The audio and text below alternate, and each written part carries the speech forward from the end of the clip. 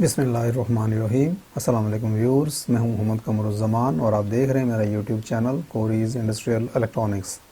Viewers, जैसा कि आप स्क्रीन पर देख रहे हैं, ये पावर एनालाइज़र है जिसका मॉडल नंबर है WM14-96। आज हम आपको इसकी ट्रबल शूटिंग बताएंगे और रिपेयरिंग दिखाएंगे कि किस तरीके से इसको रिपेयर करते हैं। चलिए ऑन करते हैं। हमने इसको ऑन किया, देखिए इसकी डिस्प्ले जो है वो स्टेबल नहीं है, यही इसका प्रॉब्लम है और यही हम इसको ट्रबल शूट करेंगे कि ऐसा क्यों हो रहा है। अब हम आपको क्या करते हैं कि सही वाले मीटर के साथ इसको कंपेयर करके दिखाते हैं कि सही वाले में डिस्प्ले कैसा है और इसमें डिस्प्ले कैसा है, दोनों में क्या फ़र्क है। चलिए ऑन करते हैं और ऑन करके देखिए लेफ़्ट वाले का सही वाले डिस्प्ले स्टेबल है और हमारे ख़राब वाले का स्टेबल नहीं है। तो इसकी हम ट्रबल शूटिंग करेंगे, थोड़ा सर्किट के बारे में बताएंगे आपको और उसके बाद देखेंगे कि इसमें क्या फॉल्ट निकलता है। ये हमारा मीटर है, इसको हमने उल्टा किया। उल्टा करने के बाद इसके 4 स्क्रू हैं। स्क्रू हम इसको ओपन करेंगे तो इसका बैक कवर हमारा बाहर निकल आएगा। स्क्रू हमने ओपन कर लिए।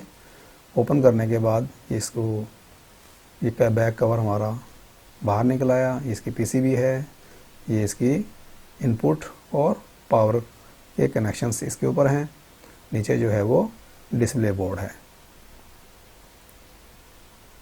इसके अगर आप कनेक्शंस देखना चाहें तो कनेक्शन हम आपको बताएंगे कि देखिए जो लेफ़्ट वाला है ये हमारी पावर आती है। इस टर्मिनल के ऊपर 230 वोल्ट आते हैं, इस ट्रांसफार्मर को मिलते हैं। उसके बाद जो ये वाला जैक है ये RS485 के लिए है, यहाँ से हम वोल्टेज इनपुट देते हैं मॉनिटरिंग के लिए, यहाँ से करंट इनपुट देते हैं।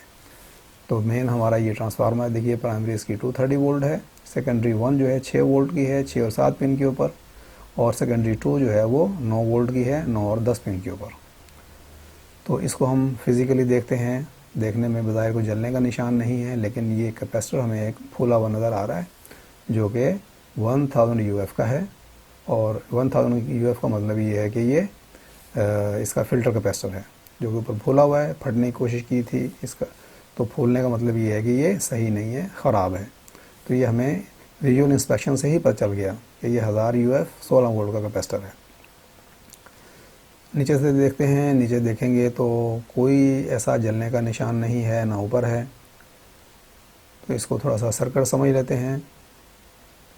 देखिए ये ट्रांसफार्मर की प्राइमरी वाइंडिंग है, यहाँ पे 230 वोल्ट आते हैं जैक से और वाया 2 कॉलें हैं छोटी छोटी, उनके ज़रिए।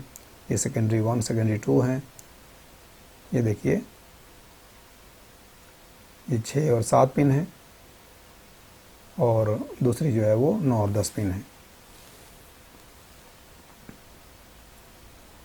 6 और 7 पिन से ये ट्रैकिंग करके आते हैं। ये देखिए एक ब्रिज रेक्टिफायर लगा हुआ है, 4 पिन ब्रिज रेक्टिफायर की हैं। ये गोल वाला हमारा कैपेसिटर के बराबर में ब्रिज रेक्टिफायर है। तो ब्रिज रेक्टिफायर के ऊपर जब AC आएगी तो DC बनाएगा और DC बना के कैपेसिटर को देगा और कैपेसिटर उसको फिल्टर आउट करेगा। ये 2 कनेक्शन हमारे कैपेसिटर के हैं।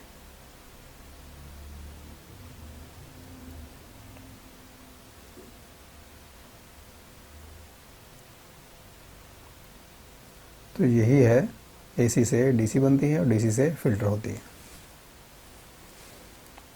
और यही पावर हमारी जाती है डिस्प्लेस को जो कि स्टेबल नहीं है। ये पिन नंबर 6-7 है ट्रांसफार्मर की, जिसके ऊपर के 6 वोल्ट हमारे आने चाहिए। 230 वोल्ट अगर प्राइमरी पे आ रहे हों तो ये 6 नंबर 7 नंबर पिन है, फिर 6 वोल्ट आएंगे सेकेंडरी 1 के ऊपर। चलिए इसको हम और पावर देंगे। पावर की हमने कनेक्शंस कर दिए हैं टर्मिनल के ऊपर। उसके बाद चेक करेंगे कि ये क्या बिहेव कर रहा है, फिर इसके वोल्टेज चेक करेंगे। चलिए इसको पावर देते हैं। ये पावर ऑन की, देखिए स्टिल जो है इसकी डिस्प्ले ब्लिंक कर रही है। ये फिर हमने मीटर लिया, मीटर से इसके वोल्टेज चेक करेंगे। वोल्टेज पहले AC चेक करेंगे प्राइमरी के, इसको AC पे सेलेक्ट कर लिया और उसके बाद हम देखते हैं कि वोल्टेज हमारे प्राइमरी के ऊपर कितने आ रहे हैं।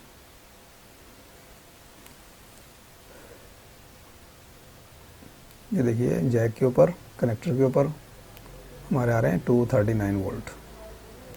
उसके बाद ये इसकी प्राइमरी वाइंडिंग है ट्रांसफार्मर की, यहाँ पर भी सेम वोल्टेज होने चाहिए जो कि 238 वोल्ट।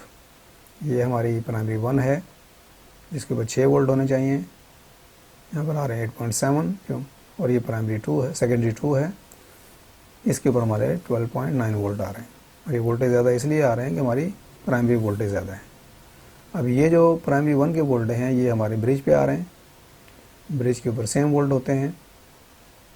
अब हम क्या करेंगे कि ब्रिज के डीसी वोल्टेज चेक करेंगे और कैपेसिटर के अराउंड वोल्टेज चेक करेंगे। मीटर को हमने डीसी पे रख लिया।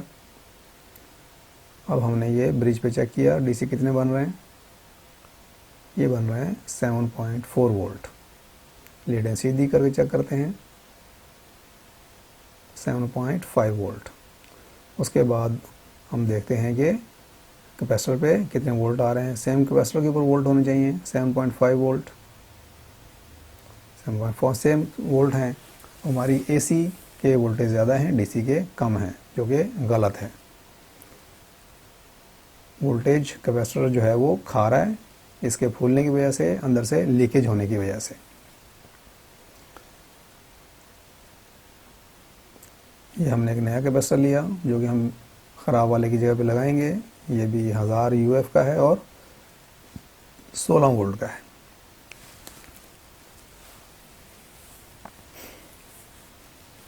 कैपेसिटर को निकालने के लिए हम क्या करेंगे, कैपेसिटर्स के जो कनेक्शंस हैं उसको रीसोल्ड करेंगे ताकि फ्रेश हो जाए। उसके बाद ये है कि ये आराम से निकल सकता है, हीट आराम से ट्रांसफ़र हो सकती है।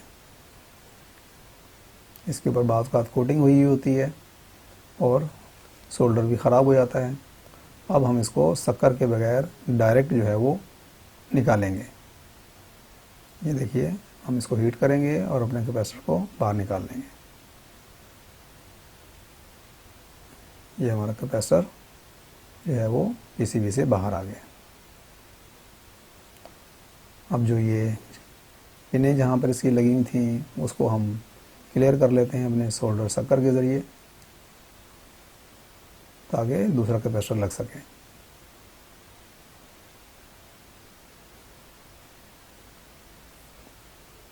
ये देखिए, इसके जो सुराख थे वो क्लियर हो गए।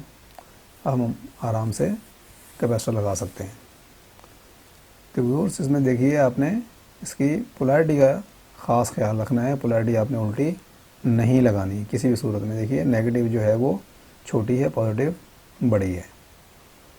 इसको हमने भी अंदर डालना है। ये अंदर चला गया कैपेसिटर अच्छे तरीके से। उसके बाद जो है इसको थोड़ी सी लीड्स को, उसकी लेग्स को थोड़ा टेढ़ा कर दें ताकि किसी भी सूरत में वापस ना निकलने पाए। इवन के ड्राई सोल्ड हो जाए फिर भी ये वापस ना निकले। अब इसको हम सोल्ड कर देते हैं। ये हमने इसको सोल्ड कर दिया और सोल्ड करने के बाद हम इसको जो लीड्स हैं एक्स्ट्रा, इनको हम कट कर देंगे।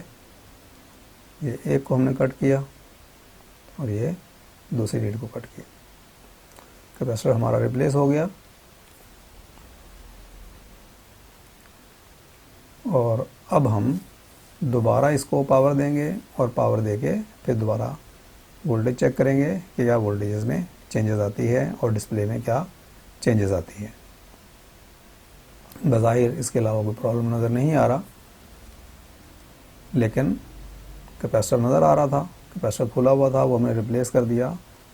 तो एक मरतबा इसको हम ऑन करके चेक करते हैं, फिर देखते हैं प्रॉब्लम हमारा रिमूव हुआ या नहीं हुआ। अगर नहीं हुआ तो फिर हम मज़ीद इसके ऊपर ट्रबल शूटिंग करेंगे। उम्मीद है कि प्रॉब्लम हमारा यही था, क्योंकि पावर आगे कम जा रही थी। चलिए इसको पावर ऑन करते हैं। ये हमने पावर ऑन किया। देखिए, हमारी डिस्प्ले स्टेबल हो गई, फर्स्ट क्लास हो गई, बेहतरीन हो गई। इसका मतलब ये है कि प्रॉब्लम यही था। चलिए अब इसको चेक कर लेते हैं। इसकी पावर्स जो हमने पहले चेक की थी, सेम प्रोसीजर रिपीट करते हैं और देखते हैं क्या फ़र्क है।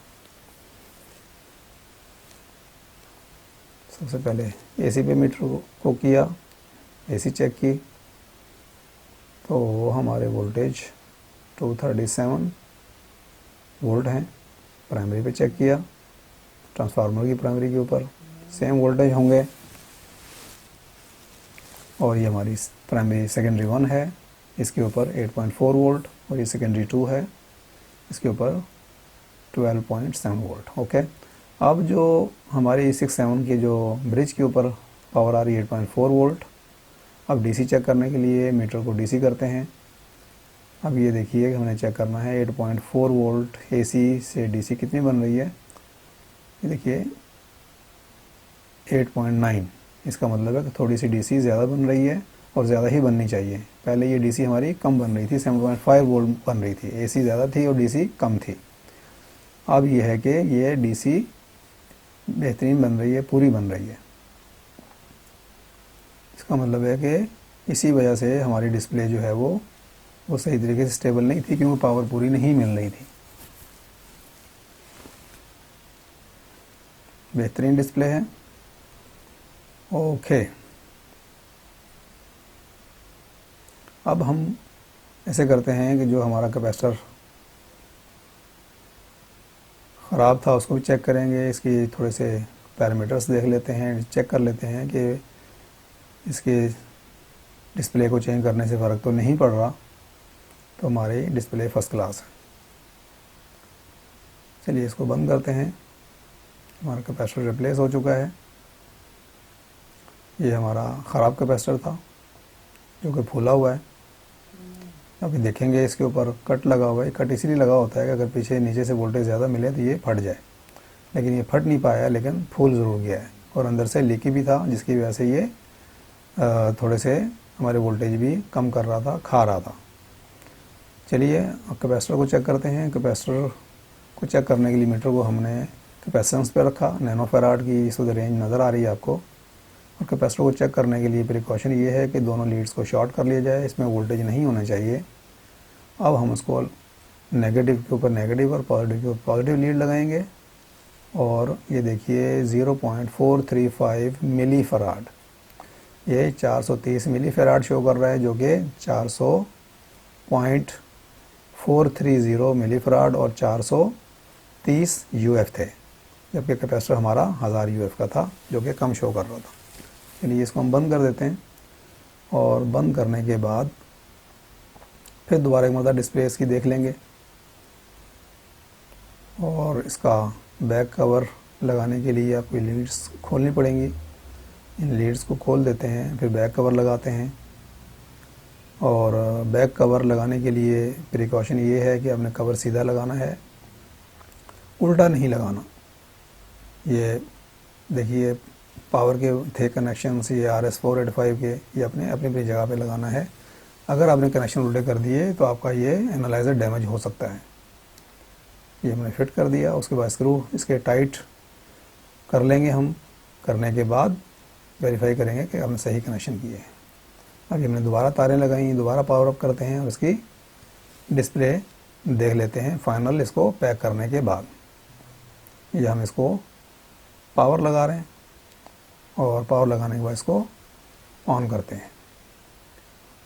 ये मैंने ऑन किया, फर्स्ट क्लास डिस्प्ले है, तो हमारा इसका मतलब है कि प्रॉब्लम सॉल्व हो गया है। तो व्यूअर्स, ये हमारा तरीका था किस तरीके से हम इसको ट्रबल शूट करते हैं। हमने कैपेसिटर चेंज किया, तो उम्मीद है आपको इससे फ़ायदा होगा।